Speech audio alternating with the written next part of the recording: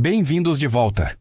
Eu sou o Daniel Franz e nós continuamos a nossa jornada pela lição 3, Jesus diante de Pilatos. No episódio de ontem, nós vimos algo absolutamente chocante.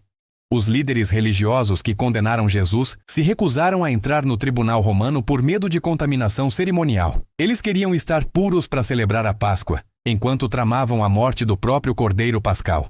Mas essa hipocrisia estava só começando. Hoje, as portas do pretório se abrem e nós vamos testemunhar o primeiro confronto entre o poder romano e a conspiração religiosa. O episódio de hoje se chama No Tribunal Romano, e ele é baseado em João 18, 29 e 31. Nós vamos ver 3 movimentos dramáticos aqui. Primeiro, a interrogação inicial de Pilatos. Segundo, a resposta arrogante e evasiva dos líderes judeus. E terceiro, a recusa surpreendente de Pilatos em simplesmente aceitar a palavra deles. Este é um jogo de poder, de manipulação e de verdade confrontando a mentira.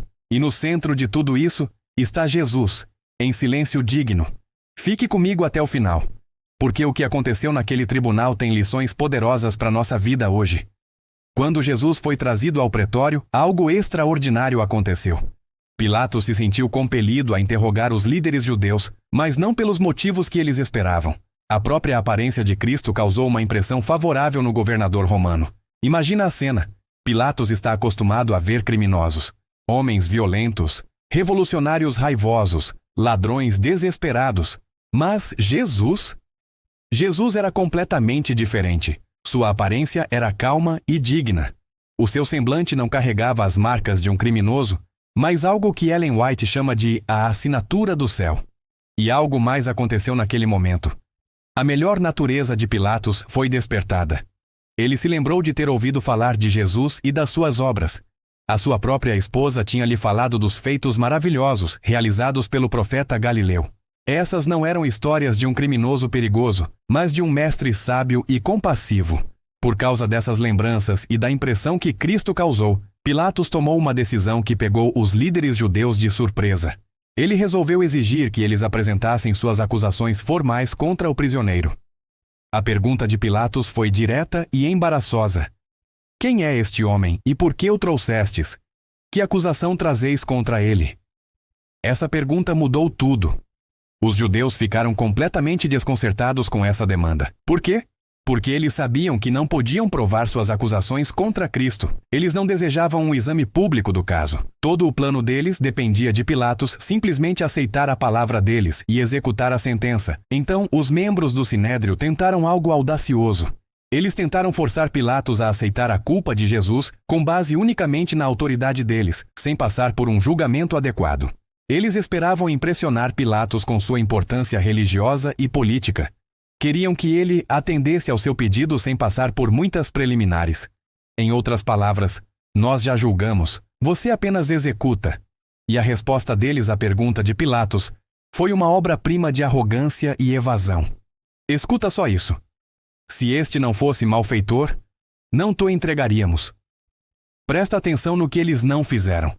Eles não apresentaram acusações específicas, não ofereceram provas, não citaram testemunhas. Eles simplesmente disseram, confie em nós. Nós somos os líderes religiosos. Se o trouxemos aqui é porque ele é culpado. Mas por trás dessa arrogância havia um desespero urgente.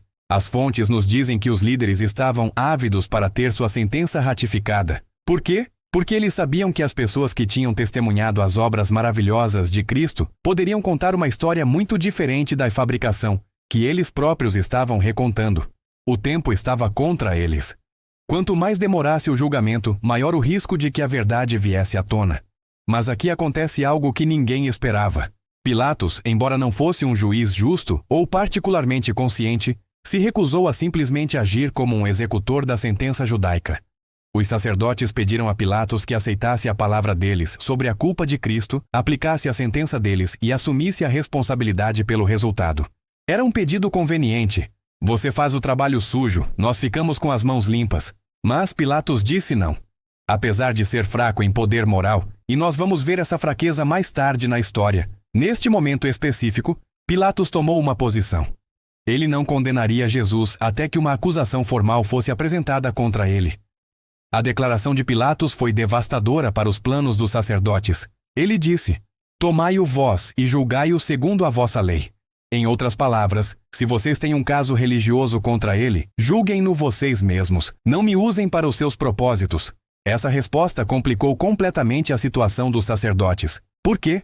Porque expôs a verdadeira natureza do que eles queriam. Não justiça, mas execução. Isso forçou os judeus a mudar sua tática imediatamente. Eles não podiam mais alegar que Jesus era culpado de blasfêmia. Isso não interessava a Roma. Eles teriam que alegar que Jesus estava cometendo um crime político, sedição contra César, para que ele pudesse ser condenado pelos romanos. E assim a farsa continuava, com cada lado tentando manipular o outro para alcançar os seus próprios objetivos. O que esse episódio no tribunal romano nos ensina hoje? Primeiro, a verdade tem um poder silencioso. Jesus não precisou se defender. A sua própria presença, a sua dignidade, o seu caráter, falaram mais alto do que qualquer acusação. Há uma lição profunda aqui para nós.